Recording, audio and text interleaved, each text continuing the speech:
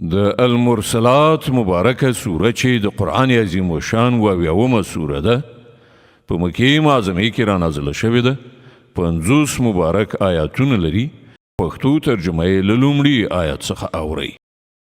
پناه وړم الله ته له شړل شوي شیطان څخه، د الله په نوم چې ډېر زیات مهربان پوره رحم لرونکی دی.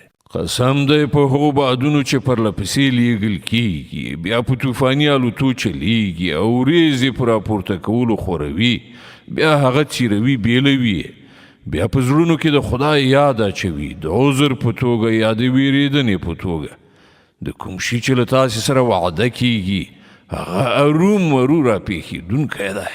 بیا کله چې ستوري ورک شي او کله چې آسمان وڅیرل شي او کله چې غرونه والوزولي وران کړل شي او کله چې د پیغمبرانو د حاضرۍ وخت را ورسیږي، په هغه ورځ به هغه شی واقع شي.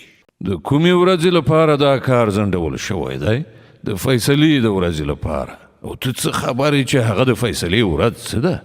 تباهي ده په هغه ورځ د دروغ ګڼونکو لپاره. آیا موږ پخواني چې حق دروغ ګڼل هلاک نه کړل؟ بیا به په همغو پسې موږ وروستني مجرمان وخوځوو، له مجرمانو سره موږ همدغه څه کوو. تباهي ده د هغې ورځې د دروغ ګڼونکو لپاره. آیا موږ له ناڅیزه اوبو نه تاسې پیدا نه کړئ او تر یوې ټاکلې مودې پورې مو هغه په یو محفوظ ځای کې تم کړي؟ نو ګوره موږ په دې قادر وو او موږ د ډېر ښه قدرت درلودونکي یو. تباهي ده د هغې ورځې د دروغ ګڼونکو لپاره. آیا موږ ځمکه د خلکو راغونډېدونکې ساتونکې نه ده ګرځولې؟ د ژوندیو لپاره هم او د مړو لپاره هم. او په هغې کې مو دنګ او لوړ غرونه خښ ودرول او پر تاسې مو خوږې اوبه وڅښلې. تباهي ده د هغې ورځې د دروغ ګڼونکو لپاره. زه یې اوس د همغه خواته چې تاسې هغه دروغ ګاڼه، زه د هغه سیوري خواته چې 3 څانګې لري، نه یخ کوونکی او نه د اور د لمبو مخه نیونکی. هغه اور به د ماڼیو غوندې غټ غټ بڅري غورځوي چې د الوتو په وخت کې به داسې ښکارېږي ګواکې چې هغه ژیړ و خاندي.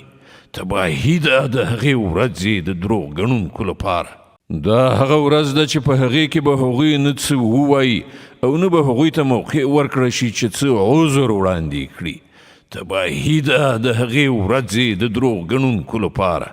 دا د پریکړې ورځ ده. موږ تاسې او له تاسې مخکې تیر شوي خلک راغونډ کړي یاست. اوس نو که تاسې څه دسیسه جوړولی شئ نو زما په مقابل کې جوړه کړئ. تباهي ده د هغې ورځې د دروغ ګڼونکو لپاره. پرهیزګاران نن په سیورو او چینو کې دي او څه میوې چې هغوی غواړي د هغو لپاره حاضرې دي. په خوند سره خورئ او څښئ د خپلو هغو عملونو په بدل کې چې تاسې کړي وو. مونږ خو خلکو ته همدغسې مکافات ورکو. تباهي ده د هغې ورځې د دروغ ګڼونکو لپاره. وخورئ او مزې چرچې وکړئ لږ ورځې، په حقیقت کې تاسې مجرمان یئ. تباهي ده د هغې ورځې د دروغ ګڼونکو لپاره. کله چې دوی ته ویل کیږي چې رکوع وکړئ نو رکوع نه کوي. تباهي ده د هغې ورځې د دروغ ګڼونکو لپاره. اوس له دې قرآن نه وروسته بل کوم کلام داسې کیدای شي چې دوی پرې ایمان راوړي؟ الله ستر رښتیا ویونکی دی.